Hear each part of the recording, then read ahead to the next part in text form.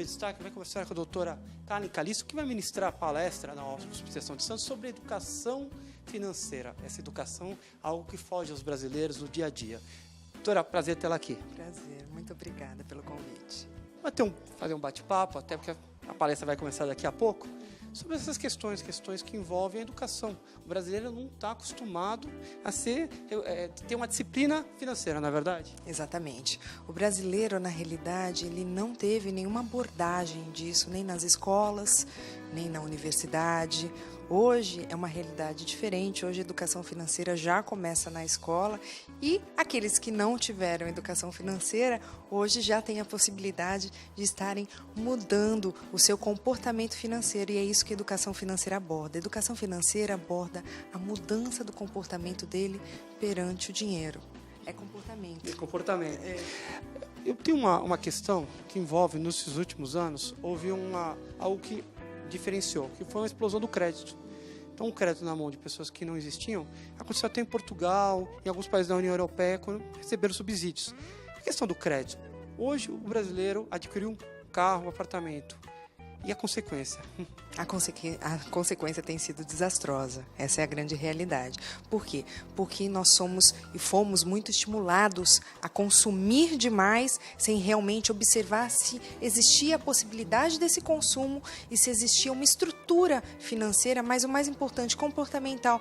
Por quê? Estimulados por esse consumo, você compra, parcela e aí o que acontece? Chega um dado momento que aquele orçamento, a sua receita mensal, não é mais a receita suficiente para liquidar essas parcelas, esses compromissos mensais que o brasileiro e, na realidade, o mundo fez, né? Pelo estímulo. Na verdade, surge aí uma classe que é, na verdade, o educador financeiro. Mas confronta ainda, porque a sociedade brasileira não está acostumada a saber lidar com o crédito. Ela não está acostumada a lidar com crédito e a sociedade brasileira, o que tem feito? Eles têm acumulado, né, que é o que eu chamo de ciclo do endividamento. Ele tem sido estimulado demais a comprar, ele parcela demais e aí quando ele vai se deparar no fim do mês ou no início do mês com a quantidade de dívidas e de compromissos que ele fez, ele se depara com uma realidade totalmente fora daquilo que realmente, deliberadamente, ele queria viver. Então, o que ele faz? Ele vai acumulando, e aí vem essa inadimplência estrondosa que nós temos hoje no mercado. 62,4% das famílias hoje estão endividadas. A inadimplência bate a porta do brasileiro, na verdade. E aí, na verdade, vamos um pouco mais além, a gente trazendo um pouquinho para o campo aqui da nossa casa, que é o advogado. Tá?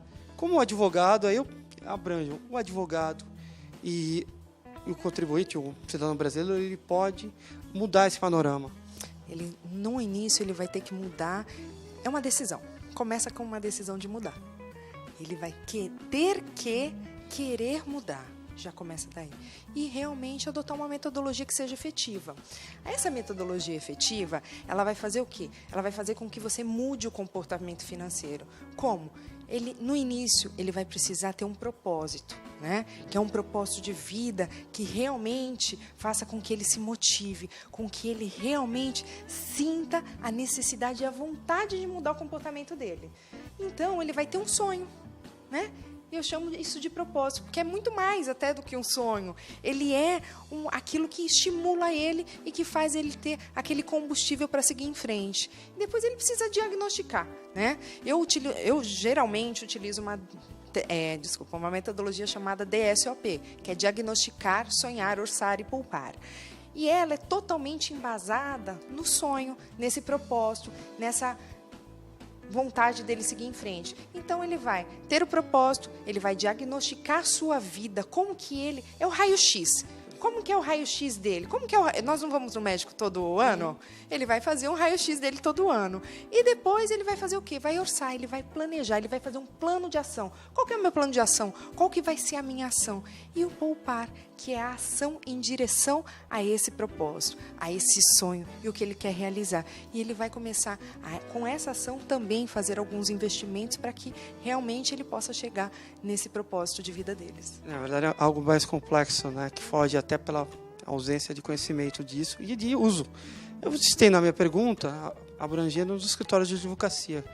Não só o próprio cidadão brasileiro que tem um problema, os advogados também, que tem que planejar um escritório. Além de casa, ele tem que planejar o escritório, né? E os nossos colegas, né, nós estamos passando por uma situação bem diferenciada. Nós passamos, porque nós, profissionais liberais, nós temos uma particularidade na profissão, né?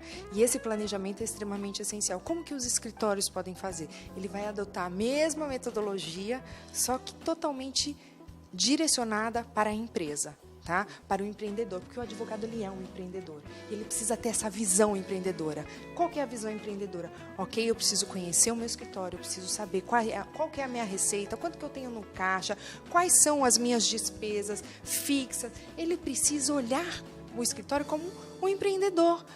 Não é simplesmente eu recebo a receita, aí pago as contas do escritório e as da pessoa física, tudo misturado. Jamais. E esse eu diria que é o pecado dos nossos colegas, é misturar conta jurídica, conta física. E isso, a primeira coisa que ele precisa fazer é distinguir, é simplesmente desmembrar.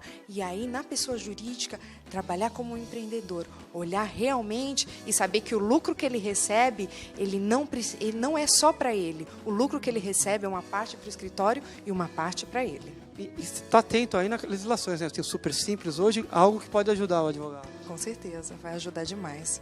E a despesa vai realmente reduzir demais.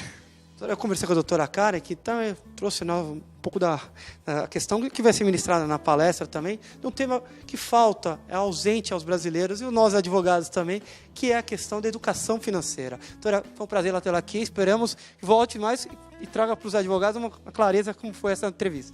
Muito obrigada, agradeço a você pelo convite.